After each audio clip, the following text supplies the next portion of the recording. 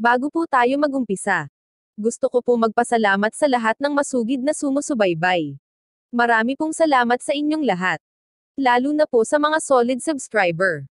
At kung hindi ka pa nakasubscribe, pindutin ang button para sa ating story series. Marami din pong salamat sa mga masipag mag-share. Maligayang pagbisita at pagbabalik po sa ating munting channel. Narito na po ang karugtong ng ating istorya. Ika-107 na kabanata. Isa, laban sa buong angkan. Pinatunog ni Kelly ang kanyang mga ngipin at huminto sa paglakad. Umubo si Alex ng ilang beses at marahang hinagod ang likod nito. Mukha siyang isang sakiting tao mula sa kanyang uncle. Hindi ko talaga maiintindihan kung ano ang nakita niya dito, pagtatanong ng kanyang asawa. Sumang-ayon naman ang asawa nito. Sa panghuhusga ng itsura nito, mukhang hindi na siya magtatagal. Oras na para kumain, wika ng kanyang lola. Tumingin ito ng masama kay Kelly at naglakad palayo. Ang mga taga-silbi ay nagsimula ng ayusin ang mga upuan, at ilabas ang mga wine at snacks. Naglagay sila ng 3 mahabang lamesa sa courtyard. Ang mga miyembro ng pamilya ay umupo sa kani-kanilang pwesto. Ang mga miyembro na lalaki ng pamilya Phillips ay bumalik na rin sa pangingisda sa Purple Down Lake. Hindi kasama dito ang papa ni Kelly na si Hamilton at ang papa ni Simon na si Walter. Sa panlabas na tingin, sila ay masayang nag-uusap at nagtatawanan. Pero sa totoo lang palihim silang nakikipagkompetensya sa kapangyarihan ng susunod na tagapamahala ng pamilya Phillips. Naglakad si Hamilton kasama ang kanyang asawa na si Alice at anak na si Kelly. Napansin niya si Alex, pero hindi sumagi sa isipan niya na may magagawa ito para sa kanyang pamilya. Sa nakaraan 2 taon, ang upuan ng pamilya ni Kelly ay malapit sa tabi ni Margaret. Si Hamilton ay umupo kasama ang kanyang asawa at anak. Mamak pagbati nito kay Margaret, pero hindi ito sumagot. Galit pa rin ito. Huwag kang magmadali umupo. Malamig na wika ni Margaret na hindi man lang tumitingin. Okay, sagot ni Hamilton, nang malapit ng makaupo. Tumayo muli ito habang pilit na nakangiti. May mga bisita tayo ngayon, bakit hindi kayo umupo sa dulo ng lamesa, wika ni Margaret, bago tumingin kay Yvonne at Brian, na nakaupo sa pangatlo at pang-apat na upuan sa kanan. Yvonne, tawag nito, ikaw at si Brian ay umupo dito. Opo Lola, malambing na sagot ni Yvonne, habang nakahawak sa braso ni Brian. Masaya siyang umupo sa pwesto ni Hamilton, at umubo ng peke, at sinabi, Uncle pakiusap, pwede ka bang umalis, para makaupo kami? Si Hamilton ay naguguluhan, at gustong panatilihin ang dignidad. Ngumiti siya sa kanyang pamangkin at sa boyfriend nito, at ibinigay ang kanyang pwesto. Si Hamilton, at ang asawa nito, kasama na si Kelly ay magkakatapat na naupo sa lamesa. Ngayon lang niya napansin, ang isang lalaki na may mahirap na pananamit at hindi talaga bagay sa okasyon na katabi si Kelly. Tinanong niya ang asawa kung sino ang lalaking ito. Nang sinabi ito ni Alice, galit na tumingin ito kay Kelly. Gusto niyang tanungin ito agad, at umamin sa kamalian nito sa kanyang lola, at mabilis na paalisin ito, upang mapanatili nila ang kagalang-galang na katayuan sa pamilya. Pero nang oras na iyon, ang servant ay naghahain sa lamesa, at hindi niya pinakawalan ang galit kay Kelly, dahil malapit nang magsimula ang pagkain. Maghihintay na lang siya hanggang makauwi, bago niya ito kausapin. Nang makita ni Hamilton ang mga taong nakaupo sa tabi ni Margaret, na mula sa Walters family, mukhang satisfied ito kina Yvonne at sa boyfriend nito. Mas lalo siyang nadismaya sa kanyang anak. Pasensya ka na sa aking pamilya, bulong ni Kelly kay Alex. Nagsisisi siya sa pagmamakaawa sa pag-imbita kay Alex sa kanilang family reunion. Sa pagtingin nito sa namumulang mukha, siya ay nag-alala. Okay ka lang ba talaga? Hindi naman ako ganoon kasama. Pero kailangan ko ng mainit na tubig, wika ni Alex. Hindi niya sinisisi si Kelly, pero nakakaramdam siya ng pangangati ng kanyang lalamunan. Nagmamadaling kumaway si Kelly sa taga-silbi, at sinabi, pahingi ako ng isang tasa ng mainit na tubig. Sumang-ayon ang taga-silbi, at nang aalis na ito, para kumuha ng tubig na iniutos ni Kelly. Pinigilan ito ng kanyang lola, ikaw mismo ang kumuha, malamig na sabi ng kanyang lola, pagkatapos ay bumalik ito sa pakikipag-usap kay Walter, at sa pamilya nito. Tumingin si Kelly sa kanyang lola, at nasaktan siya nang maalala niya kung paano siya lagi tinutulungan ng kanyang lola. Sinabi niya kay Alex, "Halika, pupunta tayo sa bahay para kumuha ng tubig mo. Si Lola ay maraming tsaa, at igagawa kita. Makakatulong iyon, upang bumuti ang iyong pakiramdam." Habang nagsasalita siya, ay tinutulungan niyang tumayo si Alex. At nang aalis na sila patungo sa bahay, pinigilan sila ng kanyang papa, at sinabi sa mariin na boses, "Kelly, maupo ka." Ang galit sa boses nito, ay nagpanginig kay Alex. Ayaw niya na mapahamak si Kelly sa kanyang pamilya.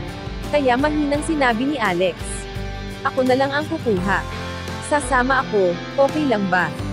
Hindi mo alam kung nasaan ang mga ito, wika ni Kelly, na parang hindi narinig ang sinabi ng kanyang papa. Nagdesisyon siya na hindi na mag-aalala kung magalit man ang kanyang buong pamilya sa kanya. Gusto niyang ipakita sa lahat na hindi siya natatakot at kayang tumayo sa harapan ng buong angkan niya. Sa panunood ng lahat, si Kelly ay tinutulungan si Alex na maglakad papasok sa bahay. Wala sa mukha ni Margaret ang pag-aalala, pero nang si Kelly ay naglakad at nilagpasan siya, iniyuko niya ang kanyang ulo at marahan na tumahimik. Napamura si Margaret ng mahina. Pinipilit unawain ang sitwasyon ng buong pamilya. Si Walter at ang asawa nito na si Elizabeth, ay tahimik na nakikinig. Tanging si Yvonne lang ang mukhang hindi apektado, at patuloy lang naglalaro sa kanyang cellphone. Biglang iminulat niya ang mata at excited na sumigaw, "Wow! Ang babaeng ito," wika ni Margaret na nakangiti. Na-impressed siya kay Brian, at siya ay natutuwa kay Yvonne. Tinapik niya ang likod ng kamay ni Brian, nang marahan, at sinabi, "Huwag mo akong intindihin. Ang babaeng ito ay palaging excited sa mga medyo kakaiba." "Sino po? Ako ba, Lola?" Ngumiti si Yvonne, habang nakanguso sa kanyang lola. Inilagay niya ang kanyang cellphone sa lamesa, at sinabi sa kanyang pamilya, "Tingnan niyo ito. Kayong lahat, hindi ba kayo nagugulat? Si Mr. Catulfo, ang president ng Ferrari Corporation sa Italy, ay nasa Amerika." Kinuha ni Brian ang cellphone, at binasa ng malakas para sa lahat. Ang balita ay tungkol sa president ng Ferrari sa Italy, na pumunta dito sa Amerika, para i-deliver ng personal ang pinakamahal na Ferrari, sa misteryosong buyer. Ang presyo ng sasakyan ay nagkakahalaga ng $2 million. Paglalahad ni Brian sa lahat. Isa itong interesadong balita. Ang Ferrari ay itinatag noong 1922 ni Enzo Ferrari, ang world's famous manufacturer ng Formula 1 na sasakyan. Ang Ferrari car ay handmade at kaunti lamang ang nagawa. Noong 2018, 14,628 lamang ang nagawa. Ang mga mata ni Margaret ay nabighani habang pinapanood si Brian, at sa isip niya, marami itong alam tungkol lamang sa iisang balita. Ang binatang ito ay impressive. Malawak ang sukat ng kaalaman nito. Si Walter at Elizabeth, ay parehong nakangiti kay Brian na may pagkakontento. Wika ni Walter, "Brian, mukhang marami kang alam sa Ferrari." Sumagot si Brian ng casual, "Nambobola kayo, Mr. Philip. Sa totoo lang, bumili ako ng Ferrari, hindi pa naman ito matagal, at noong time na iyon, nag-research ako tungkol sa kanilang company." Sa naririnig ni Walter, na mayroong Ferrari si Brian, na surprise ito. Hinuspos niya ang kamay, na para bang gusto niya itong i-drive. "Ano, nag-drive ka ng Ferrari? Bakit hindi ko ito nakita, nang dumating ako? Paano ko ito nakaligtaan?" Humble na sumagot si Brian. "Hindi mo nakita dahil, hindi ko ito dinala ngayong araw. Kung gusto mo itong subukan, kukuha ako ng magmamaneho nito papunta dito." Determinado siya na magkaroon ng magandang impresyon sa pamilya Phillips, at gumawa ng solidong pagtitiwala, para sa pagpapakasal kay Yvonne. Pinlano niya na itago ang kanyang Ferrari, para sa kanyang backup plan. Pero dahil ang pinag-uusapan ay tungkol dito, nagdesisyon siya na gamitin na ito ngayon, para ma-impress ang kanyang future in-law.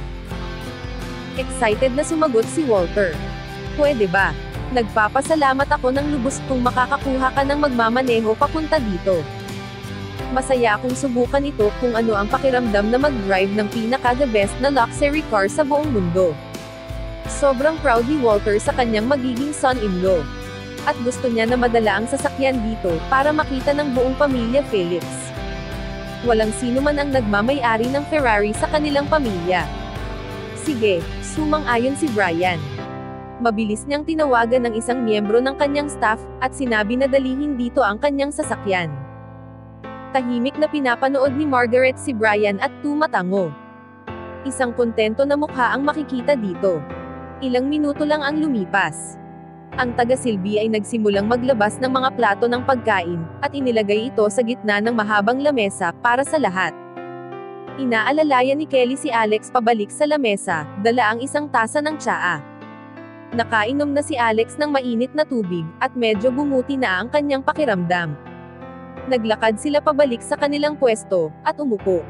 Ang lahat ay nakatingin sa kanilang kinakain, at nagbubulungan, habang kumakain. Napagtanto ni Alex na siya ay medyo nagugutom, at kumuha ng ilang gulay at salad. Pero nang ilalagay na niya ito sa kanyang plato, napansin niya ang lalaki na nakaupo sa tapat niya, ay nakatingin ng may pagkadismaya. Sinabi ng lalaki sa kanya, "Hindi ka ba nag-aalala na baka mahawa kami sa iyong sakit? Hindi ka rin matigas, no?" Sumang-ayon naman ang asawa nito. "Hindi ako kakain ng kahit anong pagkain na hinawakan ng lalaking may sakit. Ayaw ko na may makuha, na kahit ano, mahirap na mahawa." Naiinis si Kelly nang marinig ang mga salitang pinag-uusapan nila tungkol kay Alex. Isang pangit na ugali sa isip niya. Alam na niya na wala kahit isa sa pamilya niya ang may gusto kay Alex. Kaya hindi na mahalaga kung magalit pa siya sa dalawang ito. "Huwag mo silang alalahanin," wika ni Kelly kay Alex. "Sabihin mo sa akin kung ano ang gusto mong kainin, at ilalagay ko sa plato mo." Ipinagpapatuloy niya ang pagtulong at pagsasandok sa plato ni Alex. Ang pagkain ay nagpatuloy at walang anumang insidente, at ang mga family members ay masayang nag-uusap. Sa kalagitnaan ng pagkain tumunog ang cellphone ni Alex. Ang lahat ay pinanood siya, nang ilabas ang kanyang cellphone. Ito ay isang mumurahin lang na cellphone sa isip ng lahat na patunay lang na isa siyang talunan. Ang lahat ng kanilang mga cellphone ay mahal at bagong labas na modelo. Tinitigan ni Alex ang number sa kanyang cellphone. Ito ay ang manager ng Auto Exhibition Center ng New York. Sa isip niya, baka may balita na sa kanyang Ferrari, kaya sinagot niya ito. "Hello Mr. Ambrose," excited na boses mula sa kabilang linya. "Napaghintay ko kayo ng matagal. Pero masaya ako na sabihin ito sa inyo, na ang super luxurious Ferrari na in-order mo ay na-i-deliver na sa New York. Nasaan ka ngayon? Dadalahin namin ito sa iyo." Na-surprise si Alex. At sumagot siya. "Ang sasakyan ay nandito na sa New York. Pero mayroon pa akong kalahati na hindi nababayaran. Sandali lang, tatawag ako sa manager ng Metro Skybank, at para mai-transfer ang kulang na bayad." Sumagot ang manager. "Sir, hindi niyo pa po ba alam? Ang pagbabayad ay tapos na." Nang nasa Azalea Guest House si Alex at abalang naghahanap sa pagkawala ni Debbie, tumawag si Ken Stokes sa Ferrari Company, at tinanong kung magkano pa ang kulang, at inayos niya ito, para kay Alex. "Talaga," masayang replied ni Alex. "Sa ngayon nandito ako sa Western Villa, sa southwest corner ng Purple Down Lake. Madali lang itong makita. Pakidala na lang rito. Mr. Ambrose, sandali lang at darating kami dyan. I-deliver namin ito ngayon din." Magalang na pumayag ang manager at tinapos na ang tawag. Inilayo ni Alex ang kanyang cellphone, nang mapansin na nakatingin ang mga ito sa kanya, at nagtataka. Humawak si Simon sa kanyang baba, at nagtanong na nakangiti. "Alex, ano ang mga pinagsasabi mo, tungkol sa $2 million? Ano ang nangyayari? Sabihin mo sa amin." "Walang anuman iyon. Bumili lang ako ng sasakyan," wika ni Alex at nagsimulang kainin ang kanyang salad. Napatahimik ang lahat sa lamesa, bago ito nagtawanan ng nakakaloko. Hanggang dito na lang po muna. Sana po, ay nagustuhan nyo ang ating story series. Sa mga bagong tagapakinig, mas okay po kung mag-uumpisa kayo sa episode 1. Maraming salamat po sa pakikinig. Pwede po bang humingi ng subscribe bilang pagsuporta sa ating munting channel? Hanggang sa susunod po muli. Stay safe and God bless.